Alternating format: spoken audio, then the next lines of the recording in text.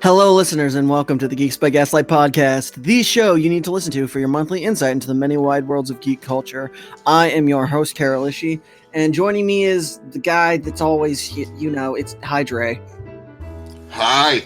Hello, everyone. It's a very turkey-stuffed Dre Best joining you for GBG this week, month, time we do it. Yeah. Also joining us, making a second appearance, Mr. Mikey Gonzalez. What's up? Oh, I'm good. I am not as turkey stuffed as I wish I was. I'm actually pretty hungry right now, but I'm doing great. Oh, you can have some of my fucking, because I had like this big ass steak, and it was like this thing was fucking huge. What? Like, I didn't finish it because it was too big. It was like I got like a third in there. We're recording this day after Thanksgiving. So It's on Black Friday. Yeah. I did not buy anything either because I'm poor. I bought something. I got The Sims 4 for $5. I got a gamer stick. Nice. It's a fight stick, but I think I like gamer stick more.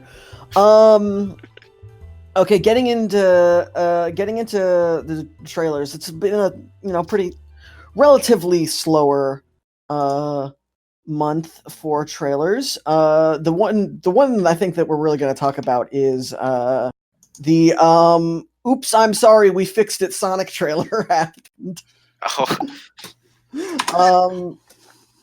Which is. It's cool that we ruined a bunch of graphic designers months, years. They're all overworked and probably very tired and very hating their lives right now. But hey, Sonic looks better. Sonic looks great. So it's all worth it. Yeah. I was looking at it, and I was just looking at the new design comparing it to the old one. I'm not saying I prefer the old one because it is objectively worse. But I do think it would have been way funnier if they kept it. It would have been funnier, but I don't think it would have done well.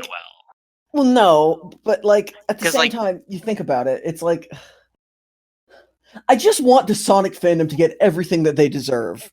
This Sonic is not it. They deserve what they had. Gun. This, yeah,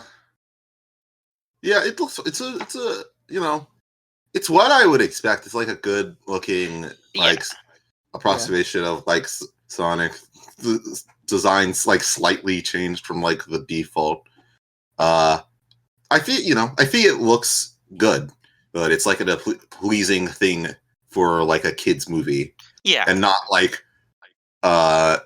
incredibly terrifying like the last one was. Come on.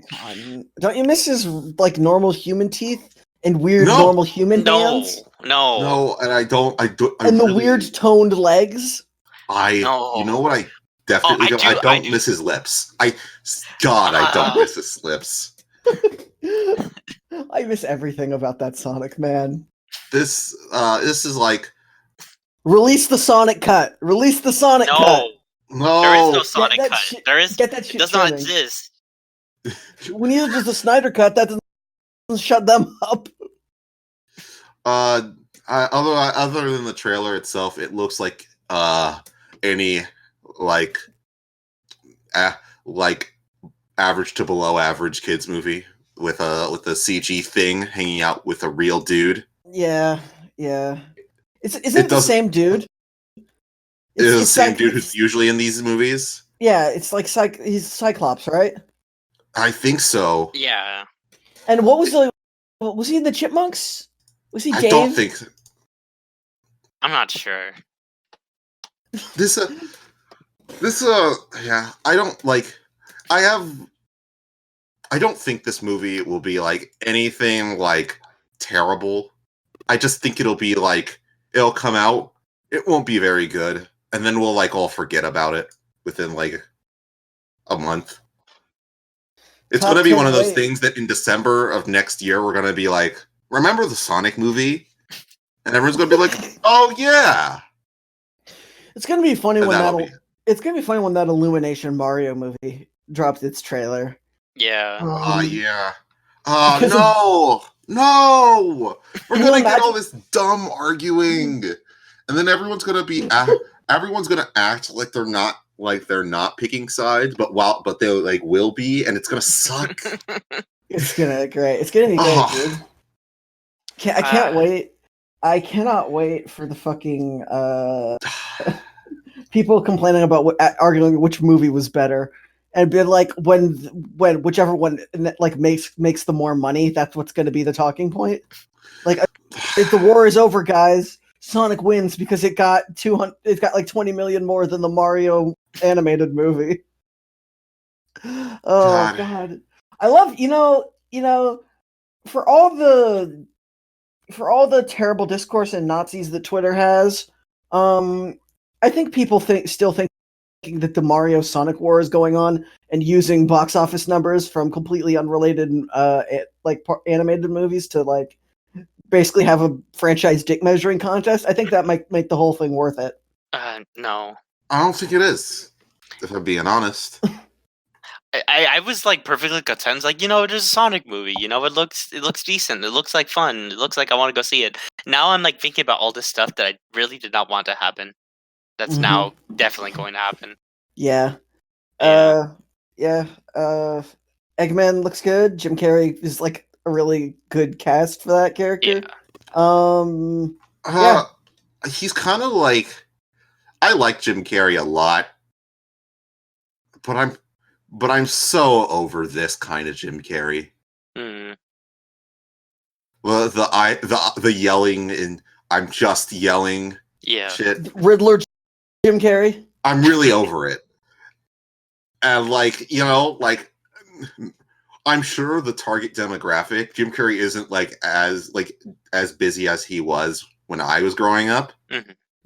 So I'm sure they're not as over it as I am. And that's good for them. But I'm, as somebody who's seen Jim Carrey yell at every conceivable thing on the universe, I don't care about him yelling at Sonic. Yeah. I think or his assistant. No, he's awesome.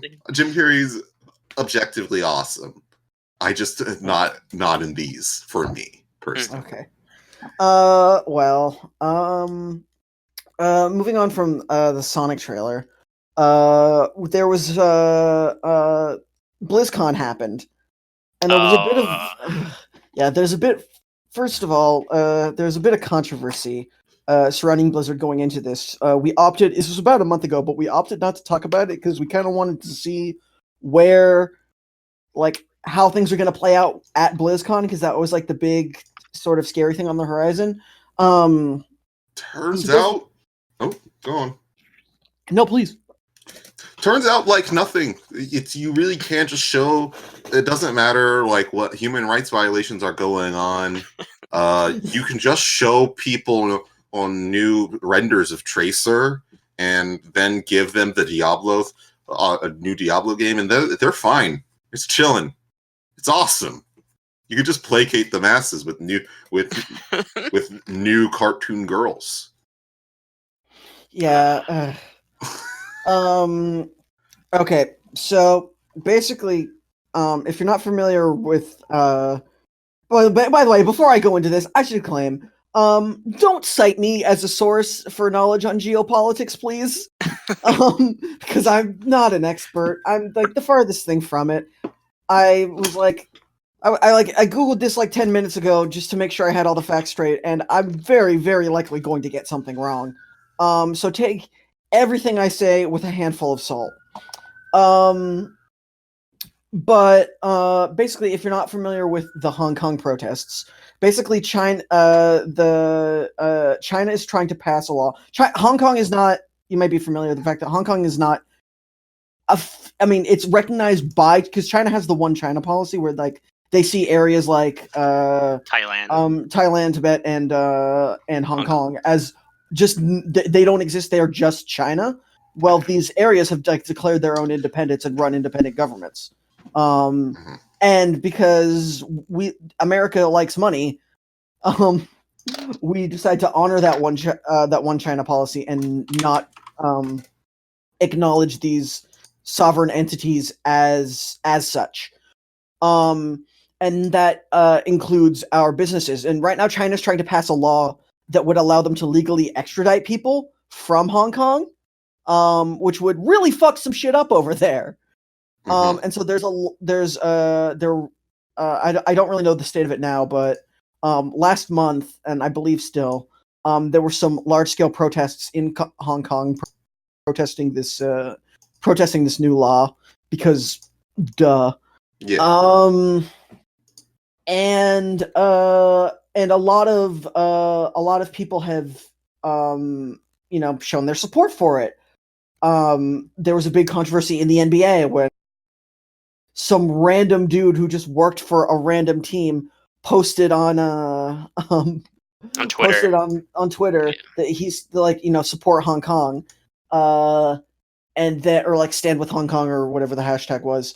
And it created like an international incident because of China's like the NBA's expansion into China. Just because like one guy posted something on his Twitter, like it freaked out the Chinese a lot. So they were like, you're gonna have to all the players, like they fired the guy, and like the players had to issue public apologies and saying that they don't stand with it, which is like really fucked up that Chinese repression is affecting our freedom of speech, but that's another thing. Yep. That doesn't really impact what the whole point of why we're talking about this here, which is that a really good Hearthstone player from Hong Kong. I don't know his name or his handle offhand. I don't I'll find it. So basically, his name was Blitzchung. Oh yeah. This guy Blitzchung, he's a guy. He's from Hong Kong. And he won a big tournament. For Hearthstone. And I had also gone public with his support for the Hong Kong protest. It was like an interview, I think. Like he was interviewed on stream, like after he won. It was right after he won a big Hearthstone tournament, and then he put on the mask and showed a little sign, and then that's when Blizzard decided to. No one told them to do this. They themselves independently cut the feed, then issued an apology and did not put a suspension on the player for a year. A year. Took away his like prize money. That was like $10,000. And yeah. So they took away his prize money, and then they fired the two interviewers that were interviewing him and just suspended them too. Jesus. Even though that they weren't responsible for what happened, for what Blitzchung had to say. All because they thought it might. Like, this wasn't like this happened and then like a Chinese contact of theirs, like, told them to do this. So that happened, and that, triggered like a huge controversy. Mm-hmm. It was like, it was really controversial. A lot of discourse about freedom of speech, because freedom of speech and everything. Yeah, because like at the end of the day, look, it's true that Blizzard is a business, and they have a responsibility to protect their interests. That being said, I believe they went beyond what was ethical. They are. I mean, it is suppression of free expression. Yeah. Especially for a company that it constantly says that they are all about free expression, and did several times during this controversy state that. But suppressing someone's expression to support Hong Kong is some might say contradicting with that. I remember it's a bit hypocritical. Yeah, I remember seeing pictures of people going to Blizzard HQ and covering up a little plaque that they had that said like something about freedom of speech. I can't remember what it says exactly. Yeah. And then it was okay. Then they admitted, okay, we might have gone too far. They cut his suspension to 6 months. Yeah. Oh, good. Or something Only like that. 6. And he still didn't get his money that he earned for being the best Hearthstoner. No. I think he has his No, money back now. I I think he has thought it back now. I thought he got his money back. But the reporters were not rehired. Yeah. Yeah. And then, so the big thing was that this happened like 2 weeks. Yeah, I mean, in all honesty, if I was one of the reporters there, I wouldn't want that job back. Yeah, no. But that's beside the point. I guess it's kind of up to their discretion whether or not, even if it was offered, because like we won't know if the jobs were offered but then not taken. Yeah. So I don't think there's much to say on that. But yeah. So, and this was happening a month before BlizzCon, so everyone was like, "How the fuck is this going to shake out? Are there going to be people, protesting at BlizzCon?" Which I assume there was a little bit of. Oh, there was a bit. It was a bit. Yeah. They closed their open Q&A panel. Because yeah, you would, and then they strategically, they basically went, "Hey, Blizzard fans, everything that you've been asking for. So here's a new Diablo trailer. Here's a new Overwatch trailer. Apparently the people developing Overwatch 2 were pissed because they didn't want their game announced yet because it wasn't ready." Yeah. It was in very early like concepting. Okay.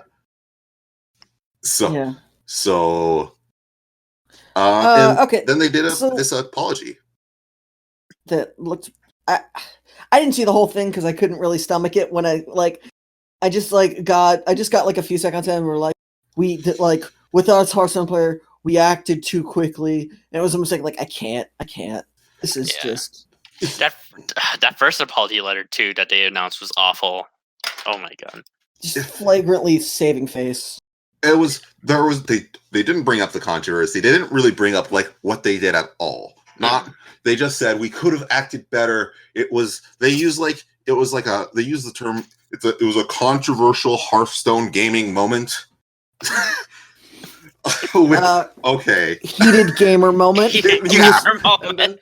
And then they said, they said, "I'm sorry." So that's that's your soundbite. But they didn't say what they were sorry for. They didn't take any responsibility. They didn't confirm that they weren't going to do it again. It was a complete non-apology, and it's weird because like people have been running with the story that Blizzard has apologized when they haven't. Well, yeah. I guess they technically did. I guess it's I was almost surprised that they didn't start off with like the YouTuber apology thing where they just sit down and just they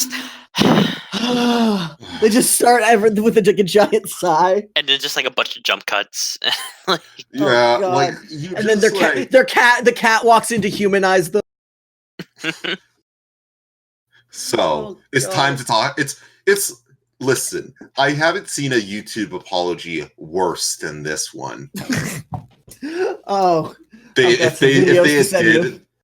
they did the traditional YouTube apology, I would have felt it more than this.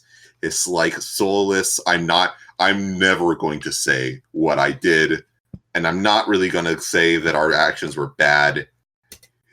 We're just going to say that we ambiguously failed you. And that you still love Blizzard. Good night, everybody. I'm sorry, I guess. Proceeds to clap.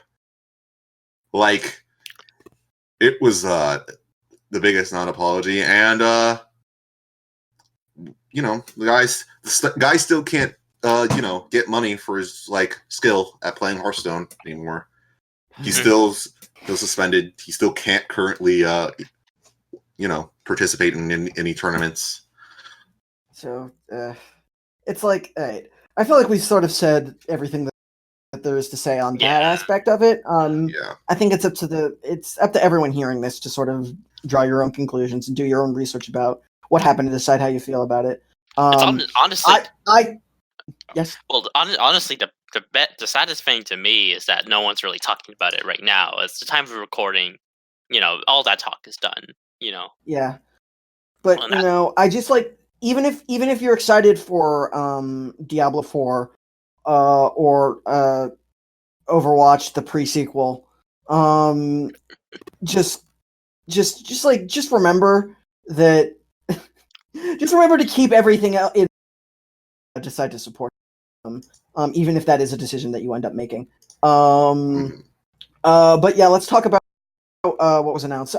I've never played Diablo, so the trailer meant pretty much nothing to me. But what I have played way too much of in my day. What is it, Carroll? Overwatch. Overwatch is how I learned that I think I'm susceptible to a gambling addiction. Because legitimately, the first event they ever did, I was a Mercy main, God, and they had this fucking really basic ass skin for Mercy that I wanted, that I don't believe I ever got. It wasn't even the Witch Mercy, which was the second event. It was the one where she was just red and had the little Swiss cross on her. That was it. And I believe I spent about $200 trying to get it. Loot boxes suck. Yeah, loot boxes do suck. Because that was that was my first experience with loot boxes, and I didn't understand how predatory. Yeah. I've handily dropped Overwatch since, and so I'm no longer on the train for that. But that being said, this expansion, this sequel. It's not a sequel. First, they're calling it Overwatch 2. I think that's a misleading title because it's not a new game. It's a giant expansion to the first game that they're selling as a new game. That's also, I believe technically just adds on to the original one. They're not changing.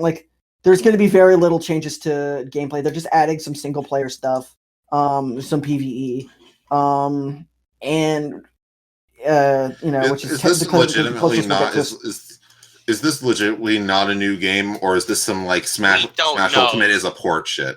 We don't know yet. We don't know if it's separate yet. But they've said that all the progression will be transferred over, and that much of the Overwatch 2 content will be coming to Overwatch 1. So, well, I'm not sure what the Overwatch 2 content coming to Overwatch 1 means necessarily. If you're not buying Overwatch 2, I guess that maybe they'll update the heroes. I don't know. I'm not really sure what that means. Yeah. It just seems like I don't really know the state of the Overwatch community, if that game's dying off, or whatever. It definitely seems less prominent. And I saw it made me very, very happy when I went to Comic-Con this year, and there were there were significantly fewer Overwatch cosplays than any of the other years that had Overwatch at them. Well, yeah, because Ready Player One was already a year old by then, so no one knew what Tracer was. Damn it! I want to be Tracer. It's fine. You can be Tracer. No one's Tracer because no one watch. I just remember that. The game seems pretty it's just kind of settled into the amount of people who are going to be playing it. This is just kind of going to drive up players. I have Overwatch. I haven't played it in forever because nobody plays it. Nobody in our group plays it, and it's not fun enough to play on by myself. Yeah. It's I don't hate it. I don't really I hate the loot boxes just kind of on principle. So it's kind of hard for me to play the game for any extended periods of time and deal with its like shitty Skinner box. I'm like, it's not that I would never play it again. It's just that like I don't want to get back into it because I don't want things. I don't want. Listen, I didn't like. It's hard for me to get into Overwatch with the exploitative loot boxes in it. Yeah, and it's even hard. And in light of all the Blizzard stuff, it makes it really hard for me to get any excitement for Overwatch 2, especially if it keeps the exploitative loot boxes. Which of course it will, because they're making too much fun. But look, just like, don't be fooled by the title. It's not a sequel. It's like a World of Warcraft expansion pack, which they also announced. Oh yeah. I don't care about. Does anyone? That game is a monthly subscription game. I don't want to afford. I know. It's so weird. Just have a flat price, and maybe I'll try it. They like kind of do now. It's like free to play for like a little bit, only a tiny bit. I know, that's what I've played, and that was like pretty fun. It's not like a game I would like dedicate my life to, but the free to play shit that I tried was like cool. But then it's like when I played another really fun like MMORPG, which was D&D Online. And that was good for a while, but then like at a certain point it's like, okay, you've had your fun, you got used to it, time to pony up to get access to anything past the start of the game. You know, like, well, fuck. You gotta play at some point. I don't know, man. All the cool people are playing Final Fantasy 14 online anyway. Final Fantasy 14 online? It's not what it's called. It's like, it's like... It's Final Fantasy 14, A Realm Reborn. Oh, yeah. Got him. So yeah, that was BlizzCon. Shitty company wins back fans with Genji and Hammer Pants. He does look comfy, though. He got sweatpants on and they look fine. Nah. And that trailer was kind of bad. But anyway, let's move on from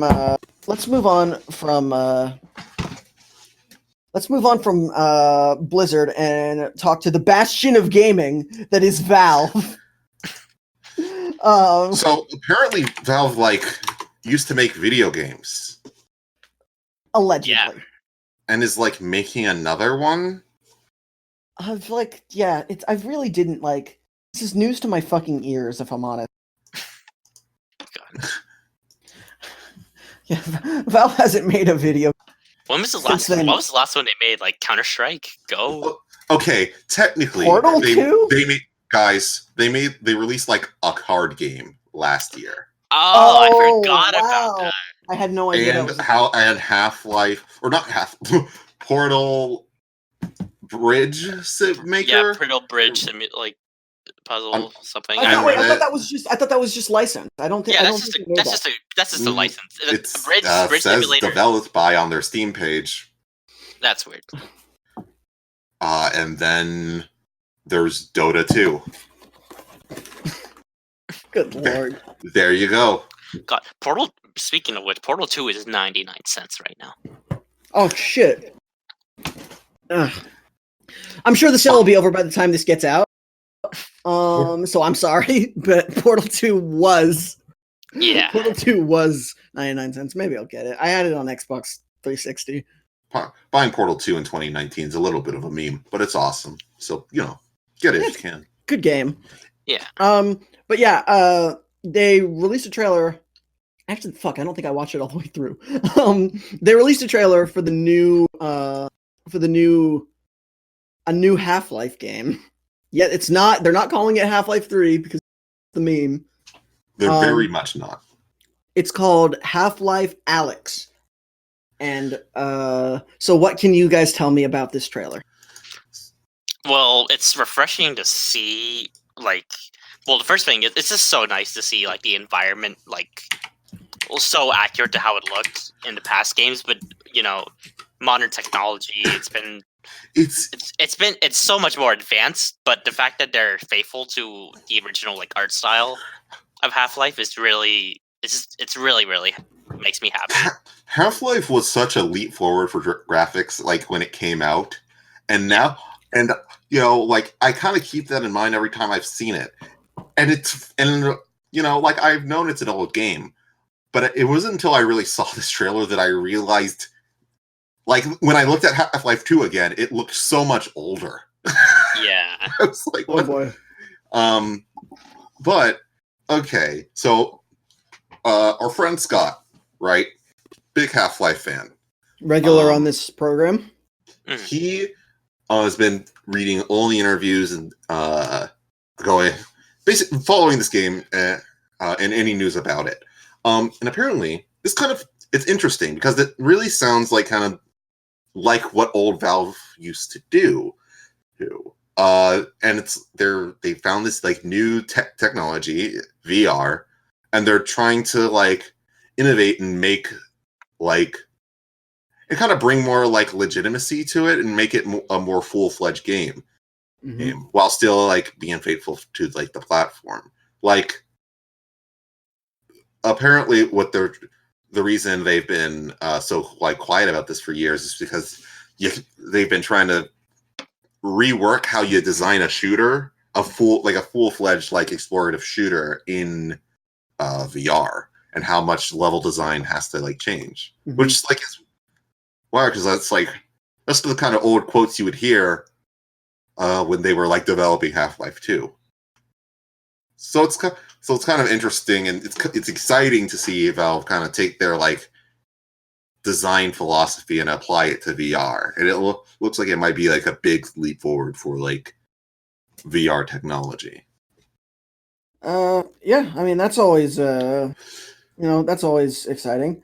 New innovation is good, but I mean obviously there's the aspect of Half-Life.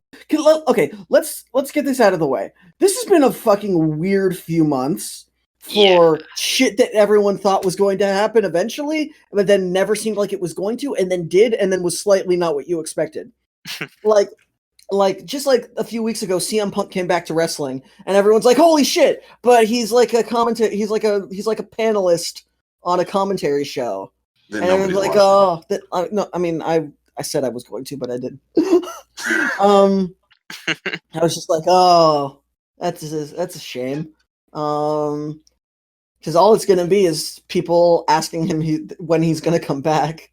Hey, Pokemon's coming to console. Oh my god, Pokemon's coming to console? That sounds... But all the Pokemon you want aren't going to be there, and also it kind of looks like that. Yeah. Boy. And now, new Half-Life! Half-Life 3 Alyx! Alyx, a new one, not the third Half-Life. That was it's a Half-Life 1.5 or 1.7. It's a new game in the Half-Life series. Yeah, but you need to have really expensive glasses to play it. and a room. You have to have a house big enough to. You do need to have a gamer room to play VR, which kind of sucks. Yeah. Gamer den. You need one. I know I can't get VR to work in my room.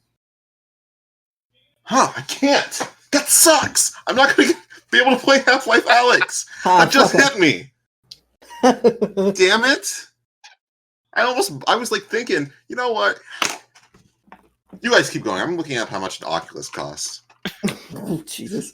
No. I mean, I don't know what more really else there is to say on it other than the meme is alive now. And it's actually it's happening. Good for Half-Life fans. It's not the threequel they wanted, but it's the threequel they're getting. Yeah. Well, the Valve can never count the 3 meme is still alive, so you can still make fun of them for that. Okay. Unless Team Fortress 3 Half-Life Alyx 3. When's it coming? God. Ah, Team Fortress 3 when? That's the real fucking mystery. You don't want that, Carroll. I don't want that. Fuck TF2. Why? Game's fucking bad. How? Incorrect. Okay. Jump Force player. Oh shit. Oh shit. We'll get to that. For now, I'm an alleged Jump player, and I will not comment on anything other than that. Okay, but moving on from Half-Life, Alyx, let's talk about the launch of this thing that we've been talking a shitload about on this show, and that is Disney Plus has finally launched. Now, my two comrades here both have Disney Plus and have both been enjoying several fine programmings on here. So let's start off with Dre. Do you think the service is worth it as it stands? Okay, so here's the thing.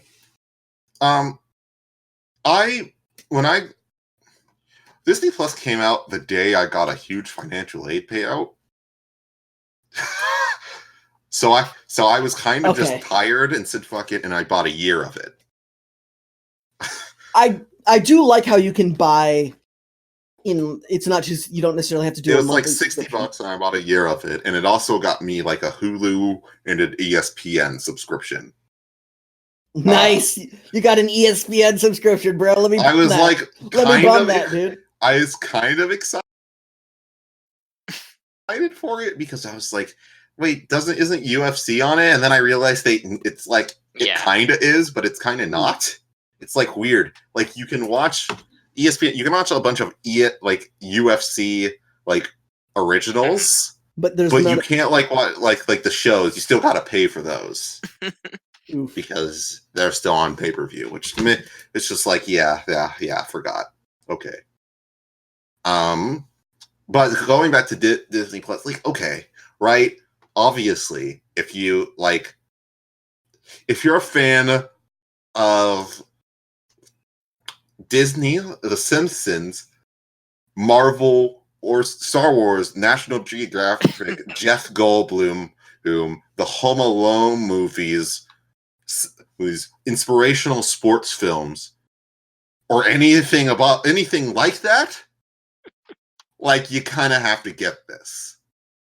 Okay. If you're a fan of any kind of entertainment, you kind of have to get it. Okay. If you're me and you're do a podcast about geek culture, which basically means you do an MCU podcast, like you kind of have to get it. So like it's like worth it, but it's also like in terms of a streaming service right now, it has a lot of issues. Oh, really? Not working half the time is a big one. Yeah. Like, the week it came out, I watched something that I'm going to talk about, and then I just could not use it for, the next 4 days. Yeah. Yeah. There'll be days at a time where I just can't launch it. Yeah. It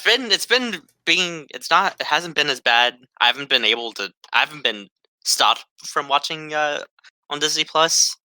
Mm-hmm. I haven't really ran into any issues. They added a feature where you can now continue watching things where you left off. Oh, that's... You had to, manually find what you were watching before and, go back to it. Oh, that's dumb. Yeah. No, but that's patched now? Yeah. So it's there now. There's some real obvious, UI faults. Say you're watching a TV show. Say hypothetically, you're watching High School Musical, the series. And you start the show and you want to adjust your audio. Because, that's just a thing that people do in a show starting. But the recap's going on. Well, you can't do those two things at once because the recap button obscures your audio adjustment. What? Yeah. Yes, and you cannot fix it. And it's been like that for a fucking week. It's been like that for since the start. And it's so easily fixable. Why is it like that? I don't really understand the search function. The search function, okay, the actual search function is fine, but like the home page and getting through things and like finding what you want, yeah, is not that great. It like this streaming service. If it was anything else, I would say no. But the amount of content on it kind of overrides it. They have the library. They have the library, and they're Disney, so they don't actually have to compete because that's how these streaming services be. So you'll probably have to be skipping your recaps to adjust your audio and then fast forwarding back for at least the next 3 years because they don't actually have to fix anything about it. It's gonna bother me too much. There's you brought up issues that I've been having. I totally forgot about this until like right now. Every time so I like to watch my things with subtitles. I like to listen to it, like read what's going on and like do other stuff. Yeah, I do that. I do that a lot of the times. Yeah. Well, Disney Plus, a lot of the time, like if you like close your web browser and open it back up, or no, even just go like if you just leave the episode and then go watch something else, it does not keep subtitles on. You have to turn it on for every single episode for every single thing you watch on Disney Plus. So you can't just turn them on. It's like it's a manual thing. It's like you have to turn it on, and then when the next episode plays, you have to turn it on again. That's dumb as fuck. Yes. Not even switch to another show or movie. It's every episode. Yes. Yeah. I have been noticing this glitch. It's not where if on the homepage again, you have your like Netflix categories where it's like Disney Channel movies, big hits, trending. A lot of times the same movie will show up twice in the same thing. I just sent a screenshot to the guys. Dude, it's just because it's double trending, bro. It's so fire. No. Okay, that specific example you found, the one on the right is the Spanish version of Coco.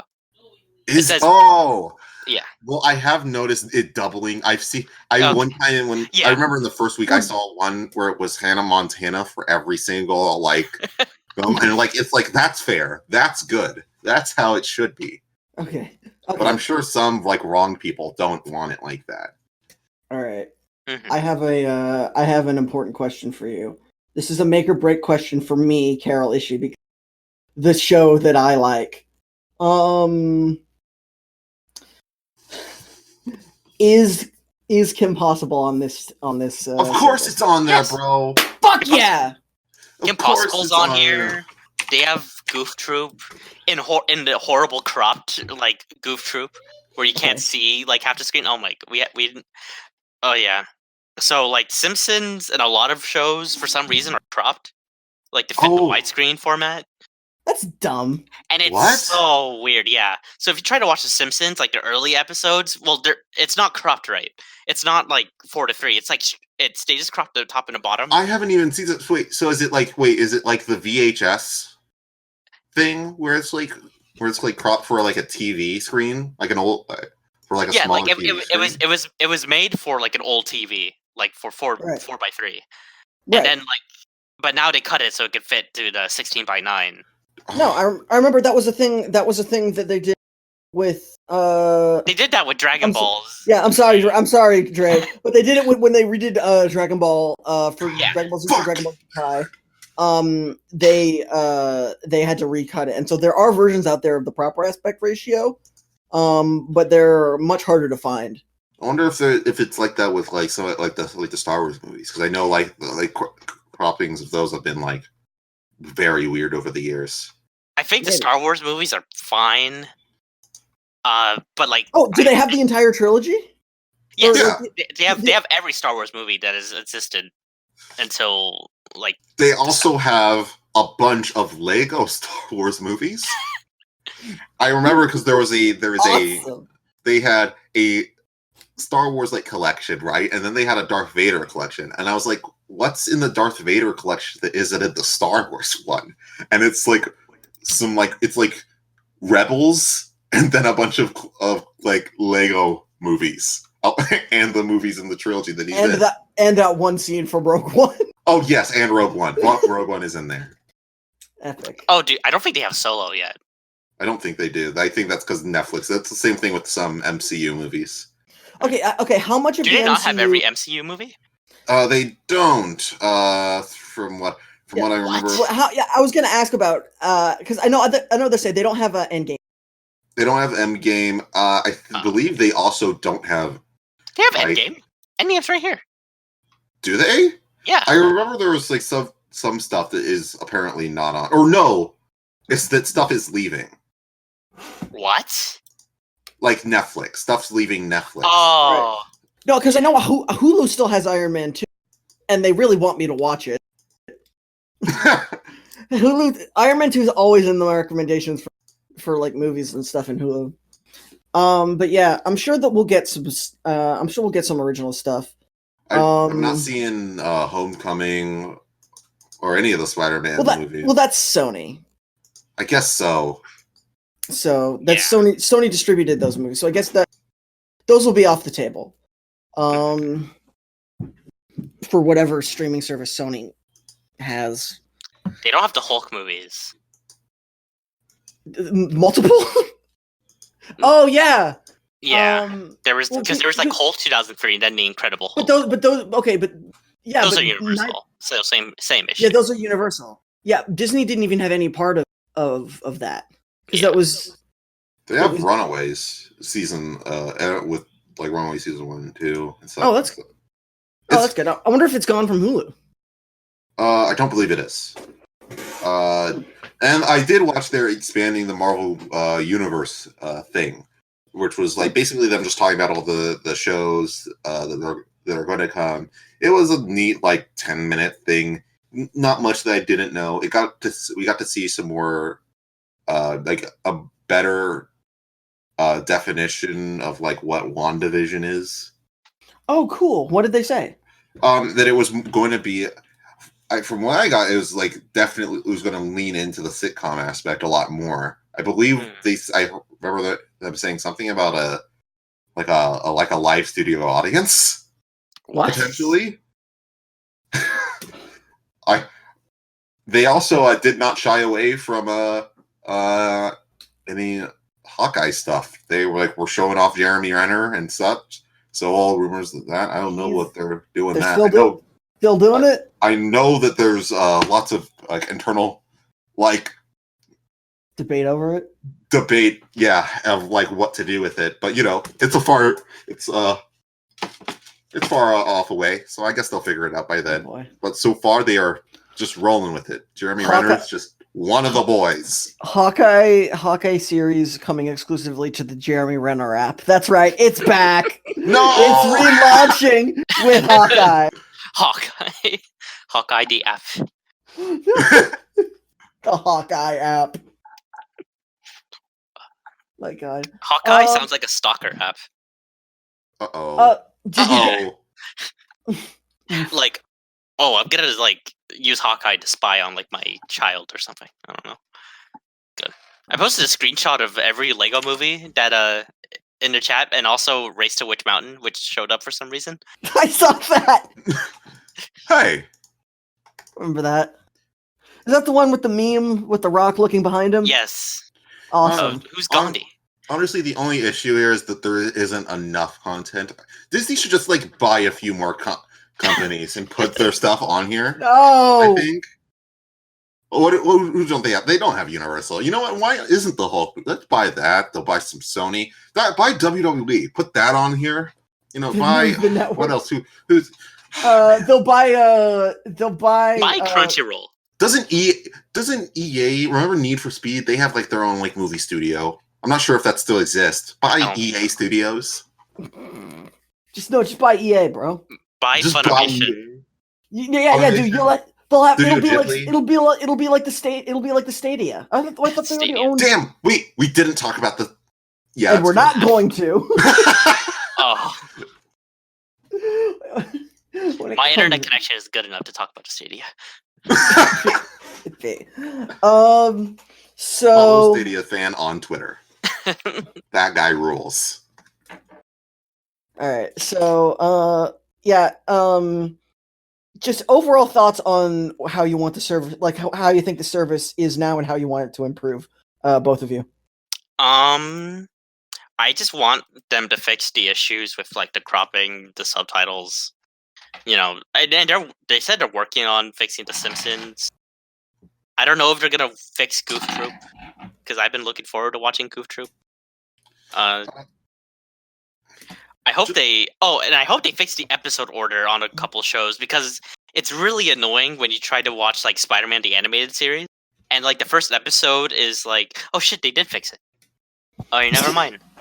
No, I mean that's confusing, because that's the thing with Kim Possible, is that the episodes were actually aired out of order. Mm-hmm.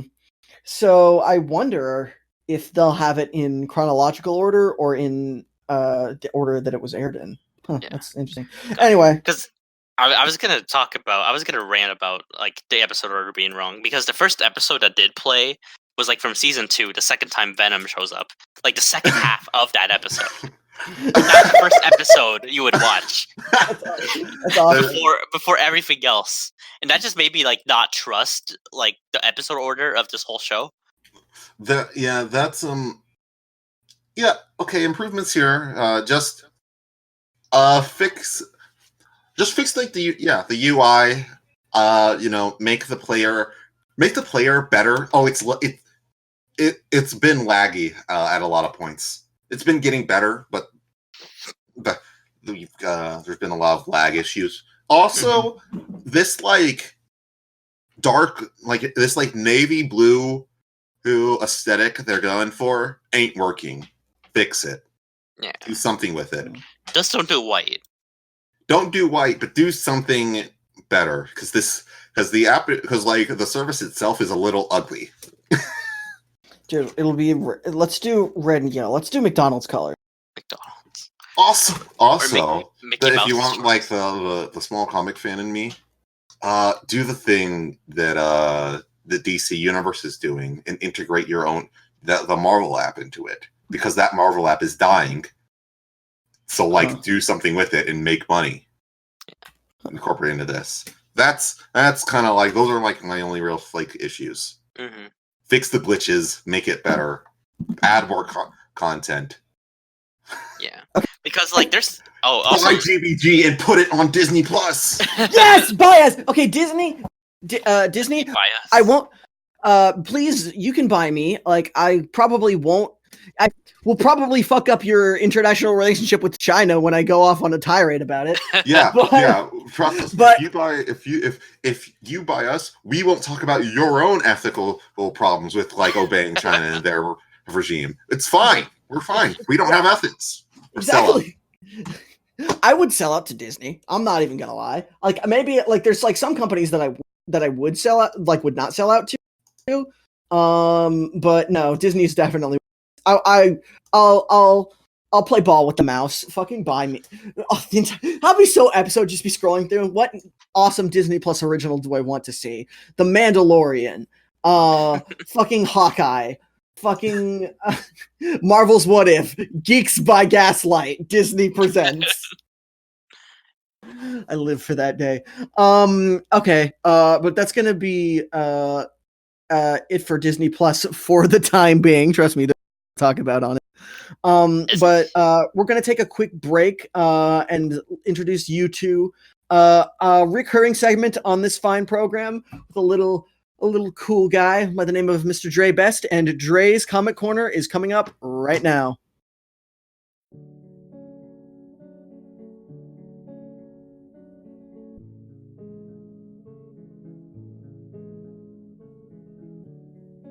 Hello everyone, and welcome to Dre's Comic Corner. In a previous episode of Geeks by Gaslight, you heard me espouse about House and Powers of X, the prelude to a massive X-Men relaunch. Well, the prelude is over, the table's been set, and Dawn of X is finally here.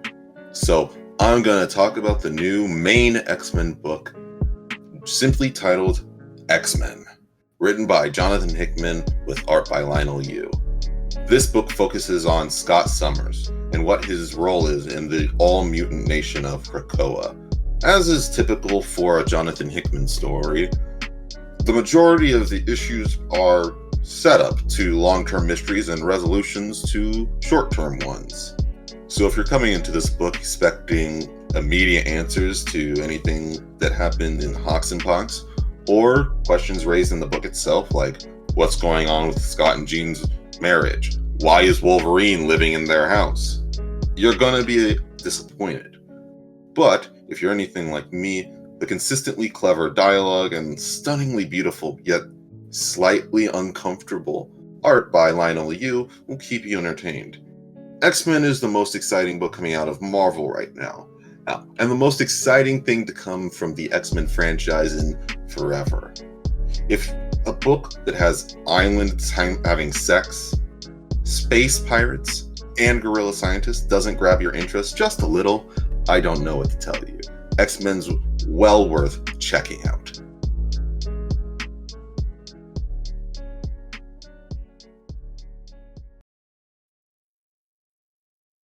And we're back. Thank you, Dre. Island sex? Dot question mark? Sounds sandy. I don't know. More Vine. It's more Vine based. Vine based. Ooh. Yeah. Vine base. Vine. I don't even know what that means. Moving on to our favorite segment, recommendation. We'll start off with Mikey. We're starting off with what me. did you bring? All right. Yep. So I'm going to be talking about a movie that came out recently. It came out the same day as Disney Plus. It happened to be on Disney Plus? It came out it was launched on the same day Disney Plus came out. It was like one of the things that like you bought Disney Plus for. Okay. This is Lady and the Tramp. Their live action remake. Awesome. What? They do that? Yes, they do that. And so this is like the first like full movie they made for Disney Plus, I believe. Oh boy. And Start off with the best foot. Oh. All right. It's like one thing that like I'll immediately say is that there's this like it's so strange. Like first off, it has the same like color palette as like Halo Reach, where like everything's just like brownish kinda. Halo and, like, there's Reach? like colors exist, but like there's just none of it like there actually. Like everything is just like enveloped by like the brown that exists. It's awesome. World. It's like this. It's like Duke Nukem Forever. Yes. Yeah. Duke Nukem, Gears of War. God. Like just compared to the original movie. Gears of Tramp. Gears of Tramp. Gears of Lady. I looked up what this movie looks like. Yeah. It's creepy. The dogs. There are dogs in this movie, like actual dogs, and it's really obvious, like when they have to CGI a dog to do something that dogs don't do.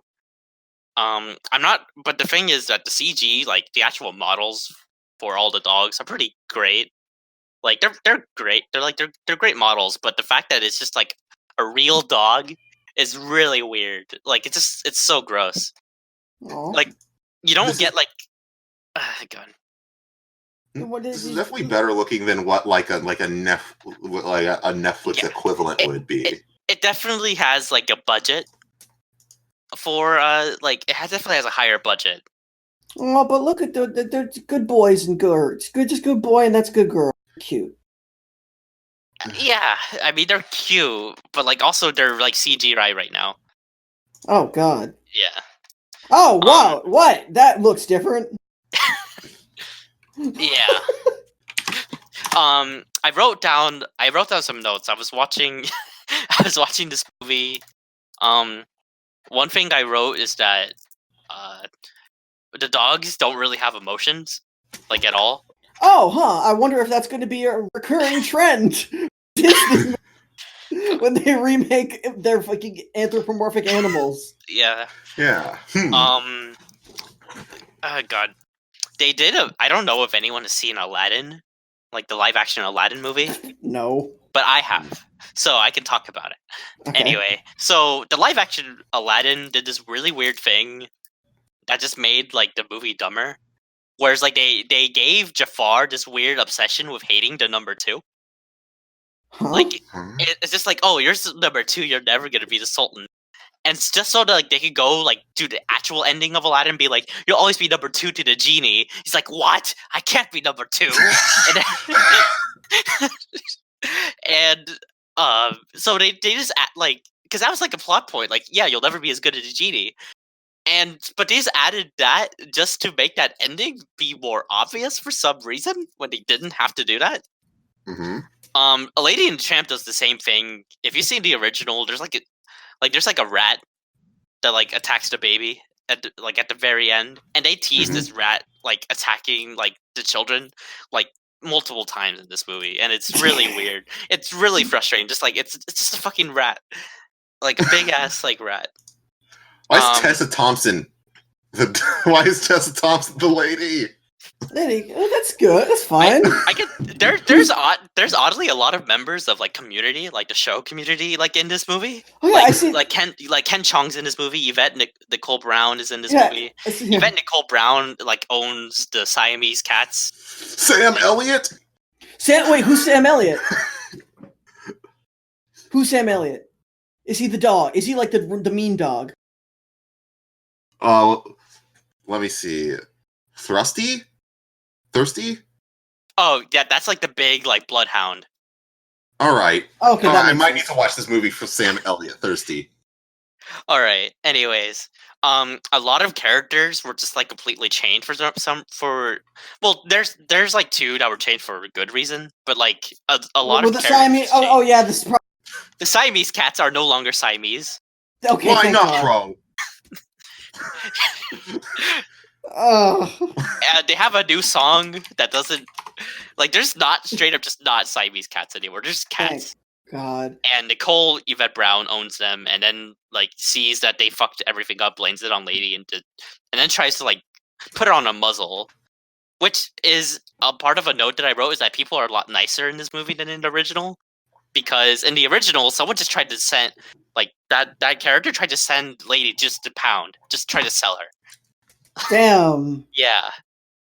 Cold. Gone. The dog, like the tramp, looks very dirty and ugly.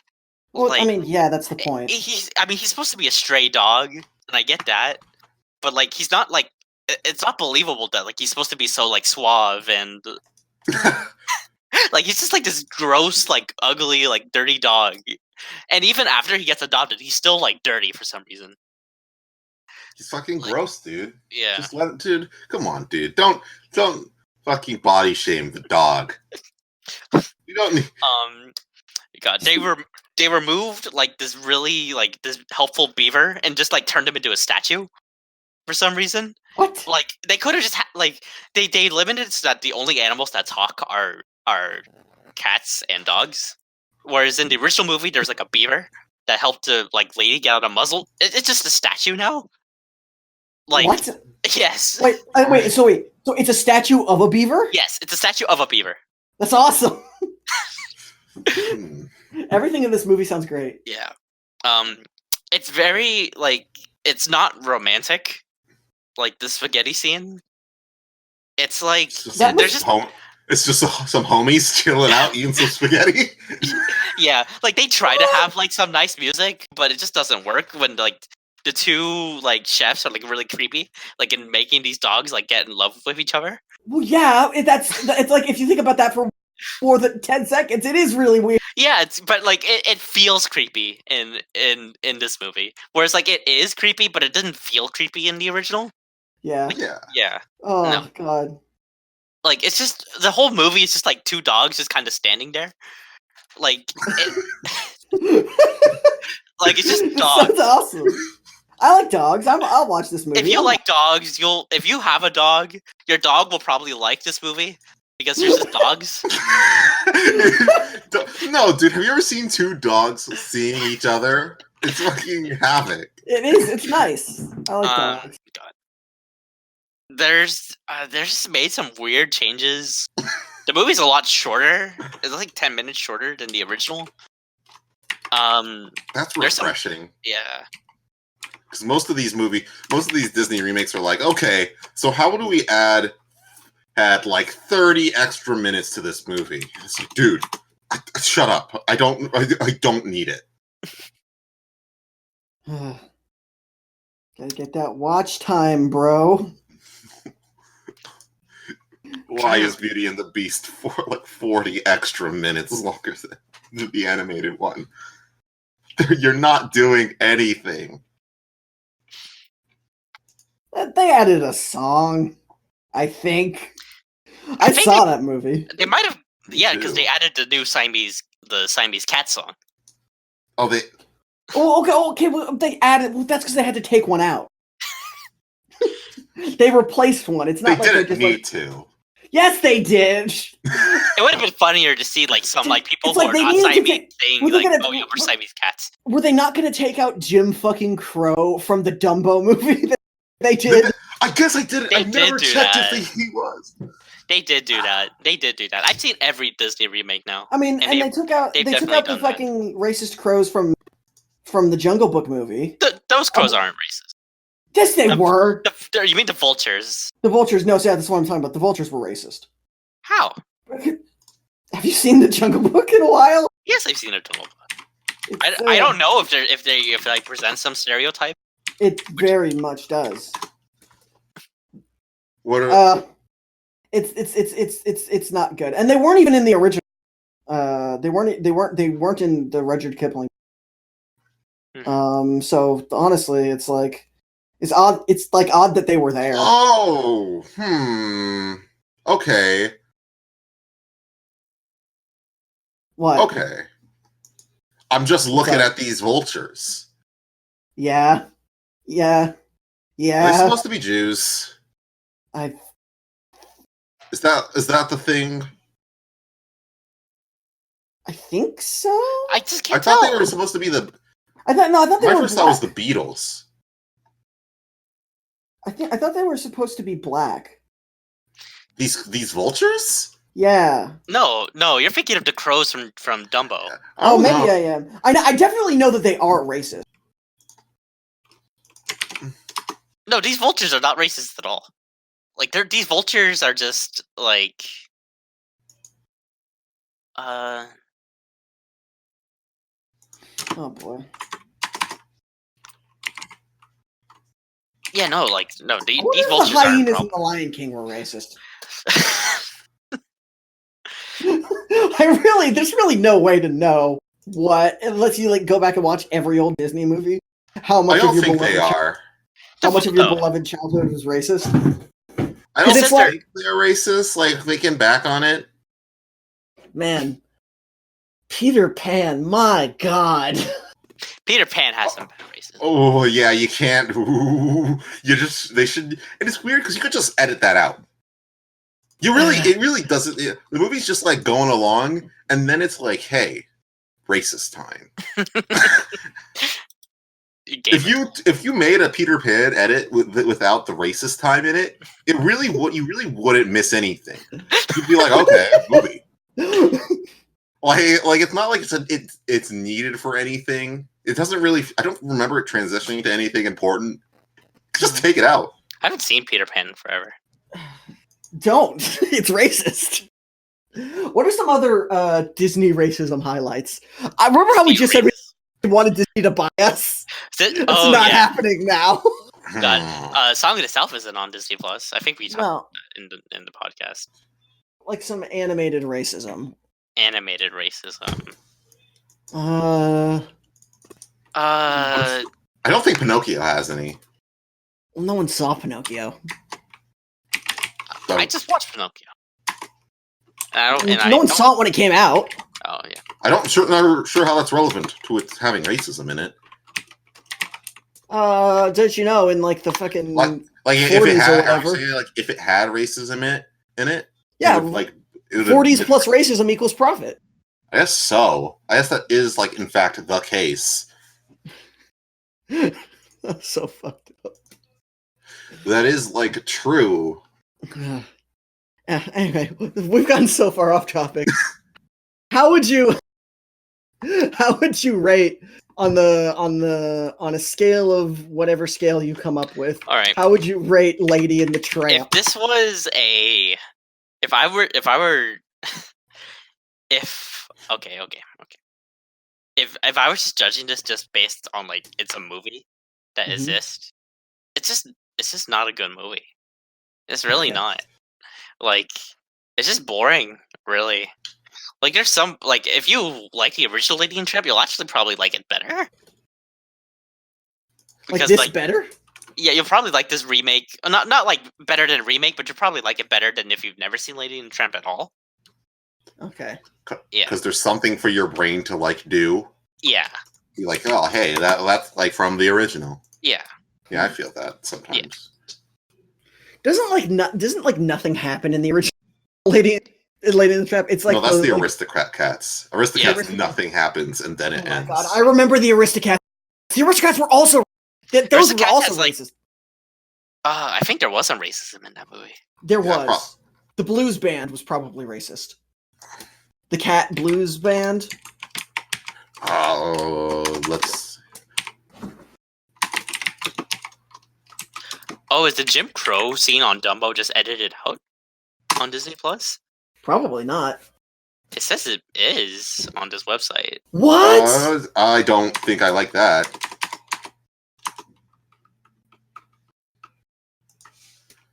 Don't do that. All right, no, this is an old article. Oh, okay. Yeah. I mean, they should like. Yeah, no, they shouldn't take it out. Mm-hmm.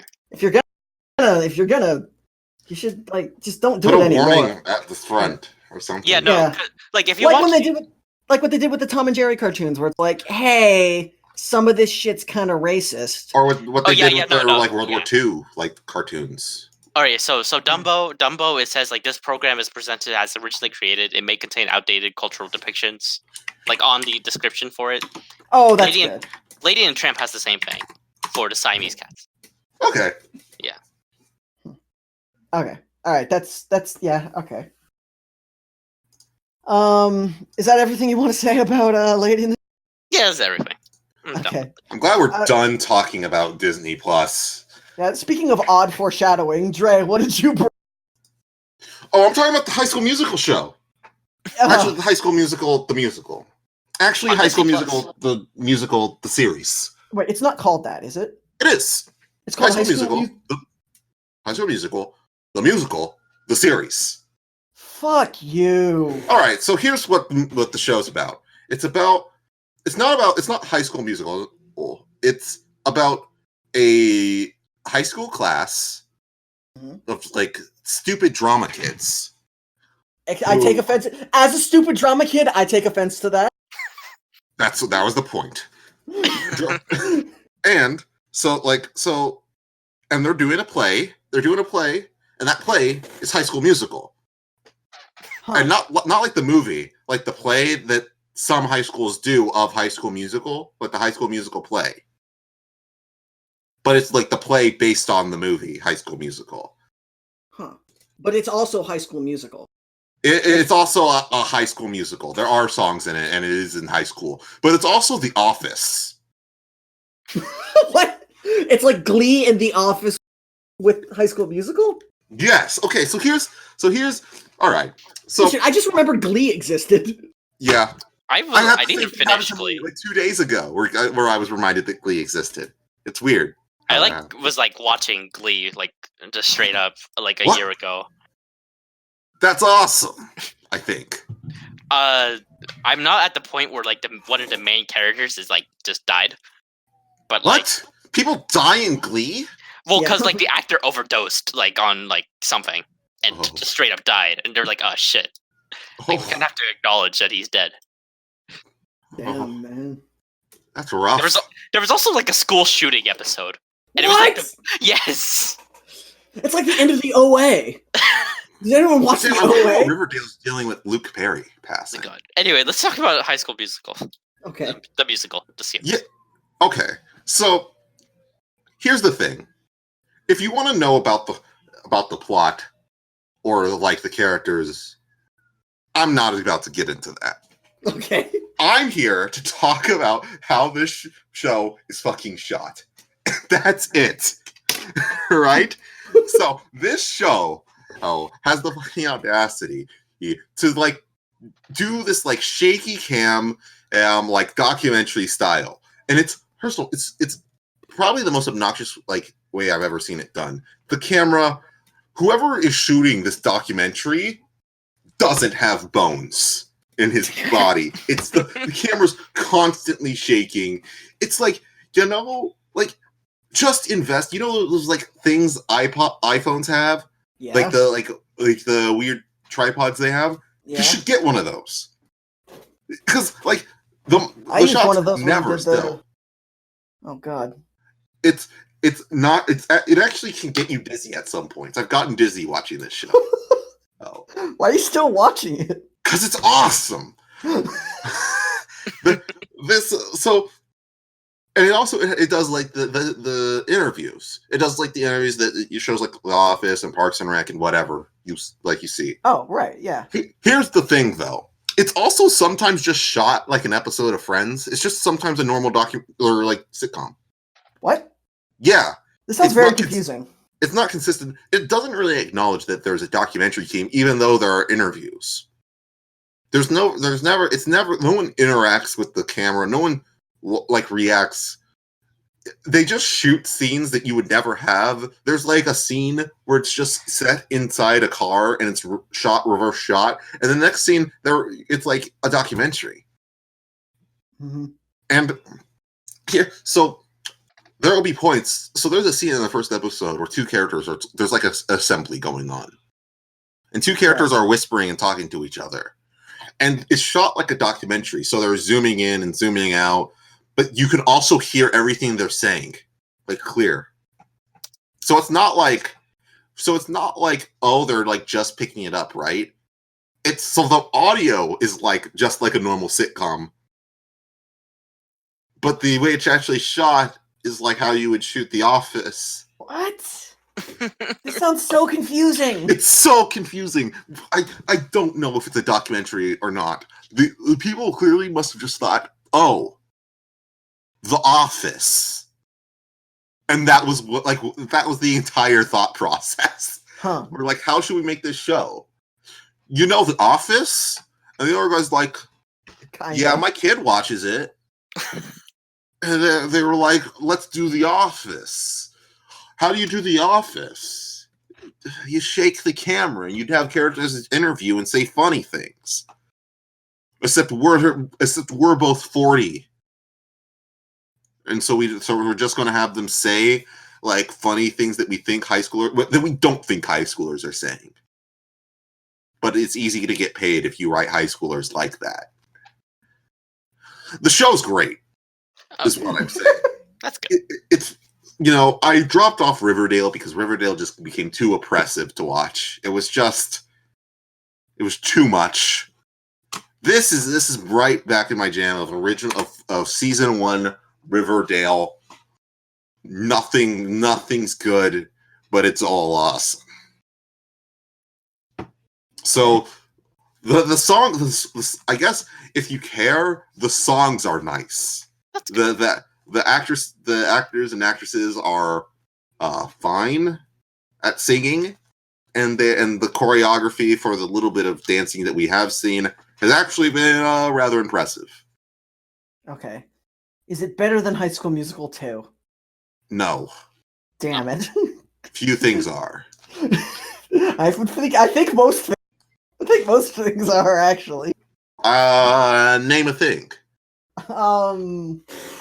Lady and the Tramp. Not true. High School Musical 2 is better than Lady and the Tramp. The Jim Crow scene from Dumbo. I think I would argue that is not as good as High School Musical 2. High School Musical 2 has a bet on it. When Zac Efron's like in the Gulf, of course, and he's singing about how you can't bet on him. Oh, I think I was so tired when I watched that. That movie rocks. I remember the baseball scene. Damn, I wonder if season 2 they'll do High School Musical too, and that'll be the play they do. Yeah, that's probably a good way to take it. Yeah, okay. Yeah, High School Musical, the musical, this music. Yeah, I probably could have watched The Mandalorian instead. But like Baby Yoda, guys. Yeah, Baby Yoda. Baby Yoda. I want to eat a Baby Yoda. Whoa, what? Vor. No, Yoda vor. not like that. Yoda vor. Damn, both of us have Disney Plus, and neither of us watched The Mandalorian, huh? I watched The Mandalorian. Oh, I haven't. Well, then why didn't you talk about? Then we could have put The Mandalorian in the thumbnail. We'll just do it anyway. We should do it. I'm gonna do it anyway. Put Lady, the dog from Lady and the Tramp in the Mandalorian armor. I don't know how to do that. I can can Photoshop that. I can try to make the Mandalorian. I can try to make her kiss Boba Fett. Yes. Have her kiss Baby Yoda. Oh no. That'll drive views. That's it. I really just want to complain about High School Musical's the way it's directed. Okay, that's it. Yeah, watch it or don't. I might actually. Right now. This is a fucking disaster. Both of these are sound horrible. And oh my god, mine's awful too. What have we done? Okay, new title for this GBG episode: It Sucks. GBG, the bad one. Oh god. The GBG, we're talking about the bad stuff, guys. Oh god, I'm talking about Jump Force. Oh man. Thank you. I honestly deserve a fucking gold medal. Okay, so I have been tempted to buy this game ever since around the time I was getting into Naruto.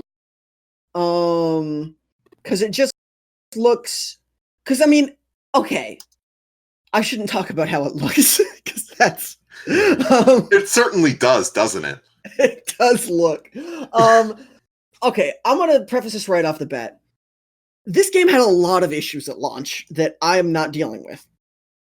So I understand that a lot of people would be more frustrated with this game than me. It has has overwhelmingly negative reviews. The community on YouTube that used to get along with playing it for content has very sharply dropped off after people quit the game.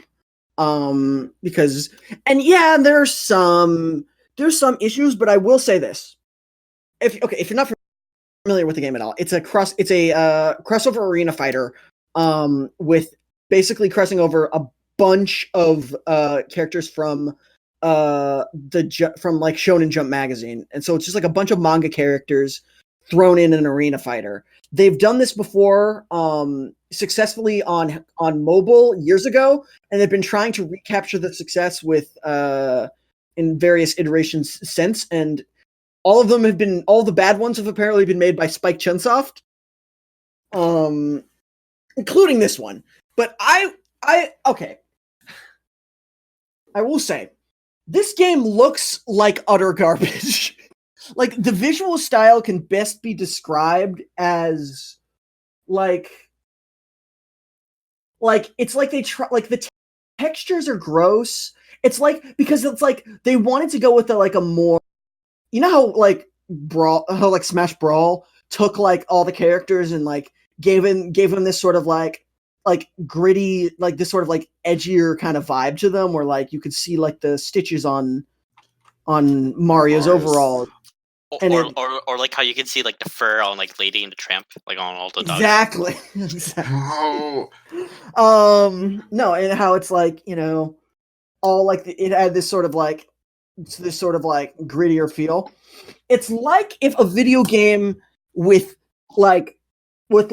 a way too high graphics power decided to do that visual style, but didn't change anything about the character designs at all. It's a Nintendo hire this man. Oh my god! Because it's like if you look at it, I feel like okay, he's not the ugliest, but Goku looks so fucking weird. Because if you look at his face, he has like the two little like their eyes are just fucked. Everyone's eyes are fucked. They've got like the little like under eye lines that like the mangaka will like draw under their eyes to give them like depth, but they're just like there on like a 3D face, and it's weird. Yeah.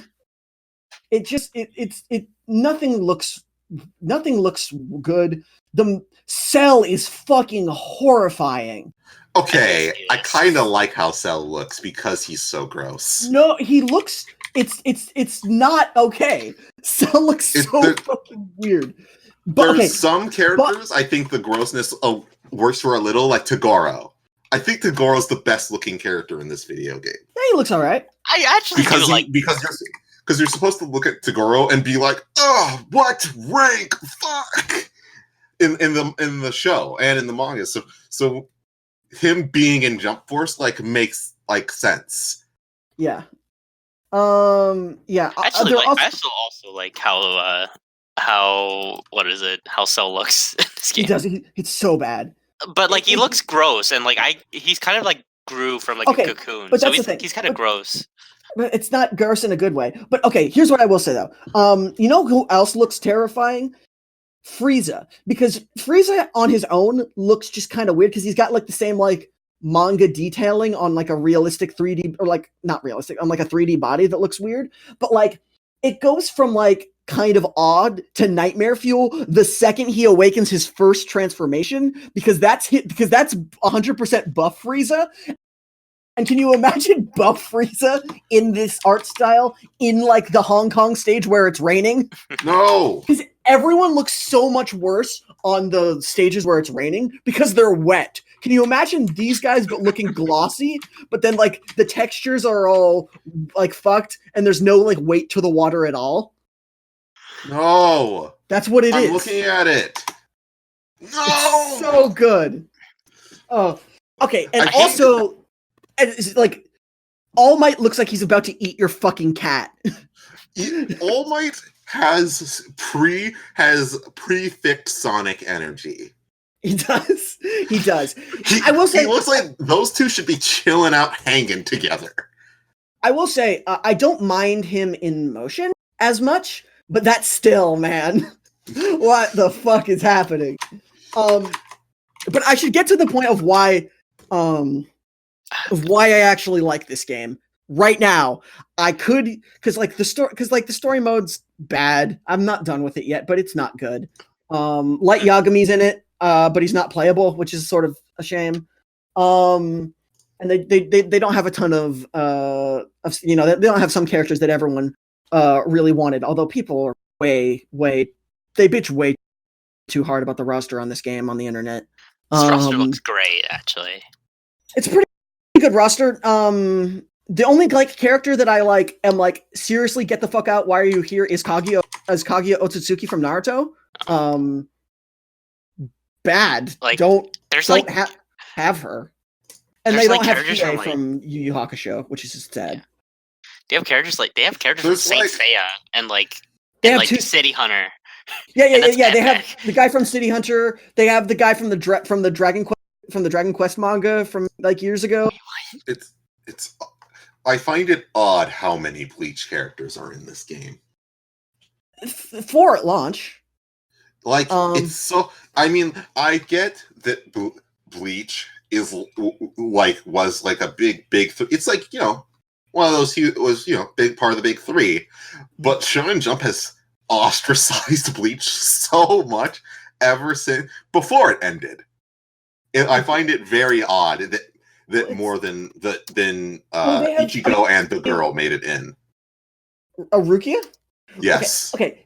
This is a good segue to Rukia. Well, they would have to have the villain, which would be Aizen would have to be in there because they for the story mode to work they need more villains. But yeah, I mean yes, Ichigo, Rukia, like Ryuji is like an odd choice.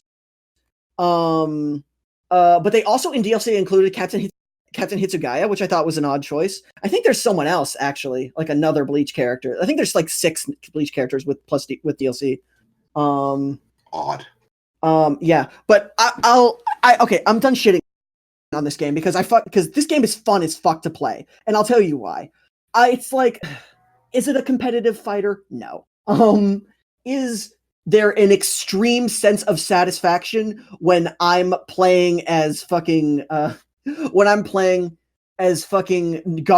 and then like I'm fighting against Sasuke, and Sasuke uses his Chidori and he runs through my sand shower attack and stabs me in the chest? Yes, that's awesome. It's like there's these exciting moments when you play this game that like you don't really like.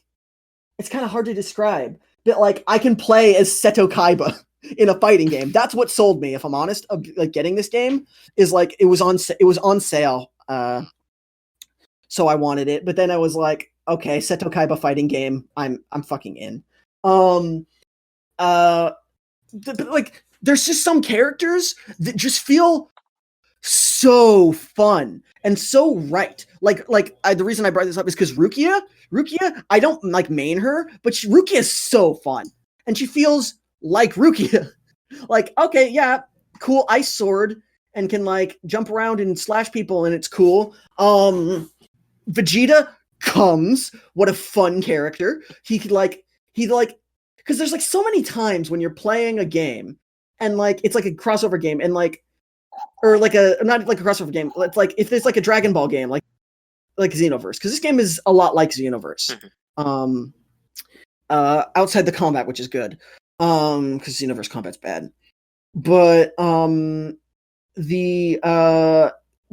you'll try to like you'll like pick Vegeta, and you'll like try to find like the Vegeta moves you want Vegeta to do, like his like rush down attack, like Big Bang attack, Gallic Gun, Final Flash, the Lucora Gun, his repeated energy blasts. That's just like what you want to when you want to play as Vegeta. That's the shit you want to do. And that's like the shit you can do. It's like he has Gallic Gun, which is awesome. Because they rarely ever do Gallic Gun in like movesets for Vegeta now, but it's there. He does the Spirit Breaker. He has the energy attacks, and if you're a Super Saiyan, you can power up when you go Super Saiyan. You power up, and he ends his energy spam, his like blast spam, with a Big Bang attack. And when Goku transforms into Super Saiyan, when he does a Kamehameha, he does the instant transmission warp behind you and blasts you with it. It's cool. There's just a lot of fun things in this game. I love Boruto in this game. I don't think I can stress that enough.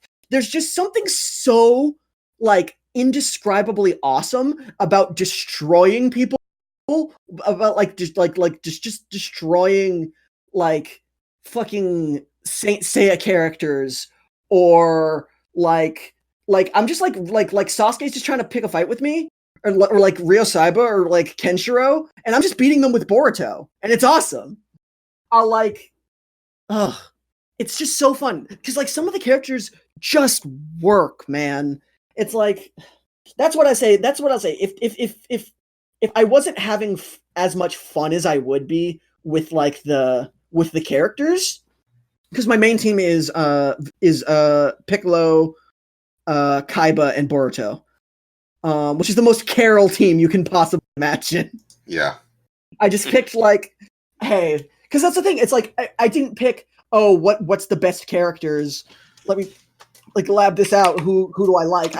I will pick the 3 characters from the series I like and want to play, and I just picked them, and they were fun. And that's such a good feeling. Being Piccolo and like throwing out Hellzone grenade, spamming the field, and then like doing a rushdown with my stretchy arms, and then switching to Boruto and like throwing out the Vanishing Rasengan, but it disappears so the enemy doesn't know it's there, and then he'll attack me on block, and I'm just blocking as I slowly see.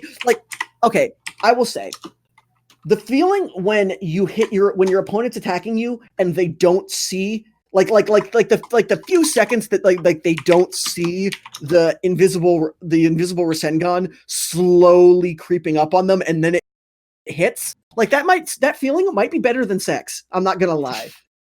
It's so good. It feels awesome because like you have just been owned by Boruto. I'm gushing a little bit about it because I find it so fun. But the gameplay of it really is a good time. Online's a bit meh because there were these 3 characters that were like the boss. There were like the game original villains that they gave. And originally they weren't in the game. Like you couldn't play. They weren't playable. And then a bunch of people were complaining, "Oh, we want to play as them." And then turns out the final boss of the game, if you make him playable, is really broken. And so I can't really escape that online. But it's just like satisfying the games are just satisfying. And there's just like funny moments, like when I was rescuing, because when you go around in like the story mode, you have like a certain amount of characters that are like already a member of like the cross universe task force called Jump Force. And like one of like the funniest examples is that like when you go to rescue Pegasus Seiya, Saint Seiya, you have like Sasuke is the guy that goes with you, and he just decides to not like Saint Seiya. Sasuke just was like, there's just something about the guy that Sasuke doesn't like, and it's really funny. Well, like Seiya's kind of like a rash, like kind of like character, just like goes into things like without much thinking about it. Mm-hmm. So I don't know if it's like a personality that he just doesn't like. But he just does. But it's like it's just so weird, and it's like funny to like crossover characters like that. Like when you fight, like you're playing as Naruto, when you go to track down Bakugo, because you can play against DLC characters without buying the DLC. Like they have these extra missions, and Bakugo is a DLC character, but like Naruto gets like called into the boss's office, and he's like, "Hey, can you go to the Valley of the End? A guy with explosion powers is fucking shit up over there." And he's like, "Oh shit, it's Datara. I gotta go." But he gets there and it's Bakugo and it's cool. Kaiba like flexing on Luffy and his brother was funny. There's just the good feeling of like nailing a solid combo and comboing like the moves you like into each other. There's like this one moment where Jotaro from JoJo's Bizarre Adventure was just like tracking me down. He was doing like this big like ultimate rush attack. I think I was Piccolo at the time, and I was like charging a special beam cannon, a Makanko Sapo. And he just like he was right at the range where he was about to kill me and kick my ass. But I was Vegeta. I was charging a Gallic gun, and he stopped like 2 seconds before hitting me, like right up to my nose, and I just like point blanked Jotaro with a Gallic gun, and it felt like awesome. Why didn't he the world you? You can get the worlded. The world, you definitely get the worlded. Like Dio's in this game, and I actually kind of don't like this detail, even though I know it in canon, is that you can only play as Dio on stages at nighttime. That's awesome. Because he's a vampire. But that means like most of the time you just don't end up playing as Dio. I think there's like a One Piece character that just won't attack women. Sanji? Yeah. No, Sanji, I think he will. But in all the intros that you have a female character on the other side of your team, he has hearts in his eyes. But like no, like it's like if you try to attack, it just doesn't work. Apparently, I can try that to see if it works. Go and try and beat up a woman, Carroll. I will. I'll put that on my to-do list. Like there's like a lot of there are only 3 female characters in this game, which is a shame. And one of them's fucking Kaguya. No, it's Kaguya.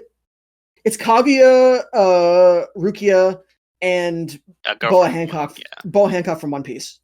No, but he has little hearts in his eyes when he fights them.